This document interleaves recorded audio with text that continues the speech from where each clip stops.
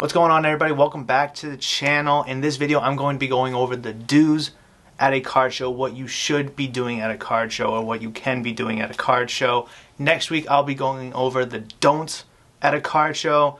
Same principle, just what you shouldn't do, what I don't think you should be doing, but hey, you know what? This is my video, my opinion, my take, and all that good stuff. 5 do's at a card show. And just to be clear, this isn't in relation to how to make easy deals at a card show, which is a video that came out a couple weeks ago.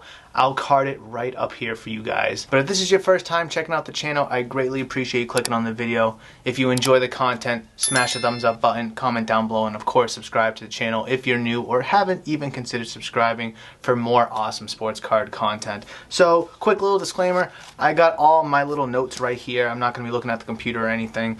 So if you see me looking down or away from the camera, I am referring to my notes here. We don't care. With number 1 for what you should be doing at a card show, and that is simply be prepared. Very simple. Be prepared in whatever aspect or whatever realm that means to you. Be prepared. Know your comps prior to when you go to the show. Check them the night before. Check them early in the morning. See if things have changed. See if cards have gone up or gone down. So when you get to the show, you have an idea of how much your whatever card is going for. Also, know what you're looking for. I really think people that have an idea of what they're looking for, oh, I'm looking for Lucas today, oh, I'm looking for Joe Burrow, whoever it is, or whatever it is, I really do think have a leg up on those that just kind of go into the show open-minded. You might be able to find different stuff if you're open-minded, but just having a rough idea of what you are looking for, I do think gives you a good, strong advantage when you get to a show, so you don't waste any time or waste any money. And to piggyback off that point, bring some cash. If you're prepared, bring some cash, and I'll get into it right now. Be open to buying.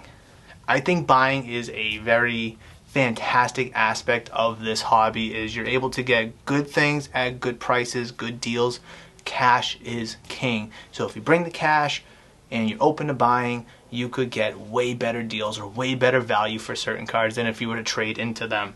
Buying in bulk is better. Cash is king, like I mentioned. And at the end of the day, if you're split on like a $40 difference, maybe a $20 bill could split that difference between you guys and get the deal done, close the deal, and you can move on. Humble opinion, again, I'm speaking off experience, I really do think cash really makes the wheels turn, especially at card show. Number 3, talk to the vendors.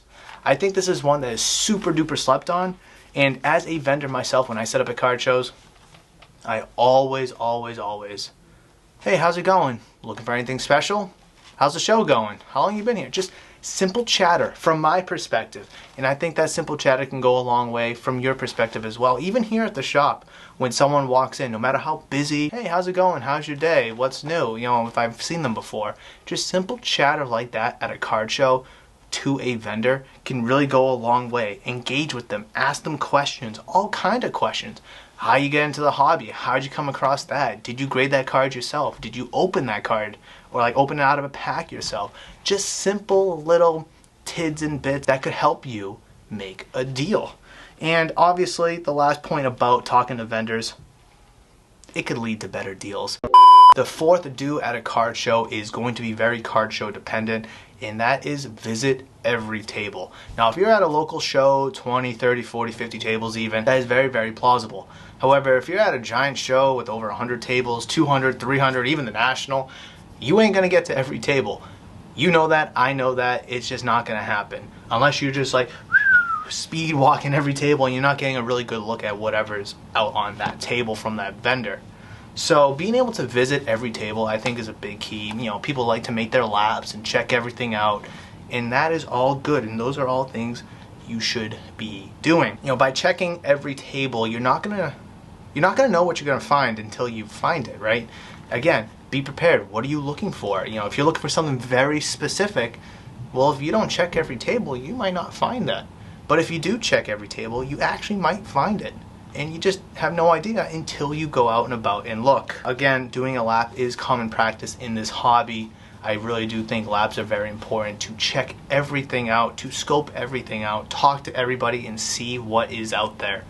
You don't want to walk in, spend $300 when you only have $300 to spend, You go 3 tables down, and next thing you know, they have a lot better stuff for a lot better deal. The vendor's more awesome. They're giving out way better deals, etc., etc., etc., right? Number 5, the last and final do at a card show.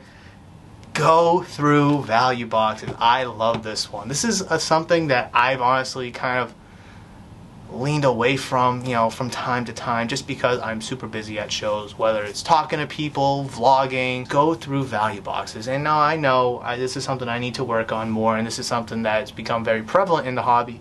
Go through value boxes. You never know what you're going to find. You might find a sneaky gem in there.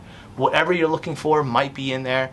Something you might not know that you're looking for might even be in there. Again, there's just so many different things that could come about from a value box. And the best thing at the end of the day, vendors are looking to move a lot of cards out of their value boxes. So $1 a card, you grab 50, might turn into $30 for the whole lot. You just have no idea. And plus, at the end of the day, value boxes, and I can speak from experience, and again, talking to others and seeing other people's experiences, value boxes aren't checked all too often. I know for me, I'll just speak on my behalf. So when I put cards in the value box, they're in the value box. I don't ever go through and sit and pull out gems after 6 months of just sitting there. I just don't do it. Let's say quarterback X blows up, but they sucked last year. Well, you might be able to find a bunch of cool different, inserts and maybe refractors or at least base rookies in the dollar bin of this guy. Meanwhile, you took the time to go through that value box because you went to every table and you checked out that value box and you were able to find the nice gem. So that's going to do it for today's video, guys. I really do hope you enjoyed the do's at a card show. Again, expect the don'ts at a card show next week. But for now, that is going to do it for this video, and I really hope you did enjoy it. And if you did, I've queued up an excellent video right here for you guys that I do believe will be excellent for your sports card endeavors. So hopefully, I'll see you in that one.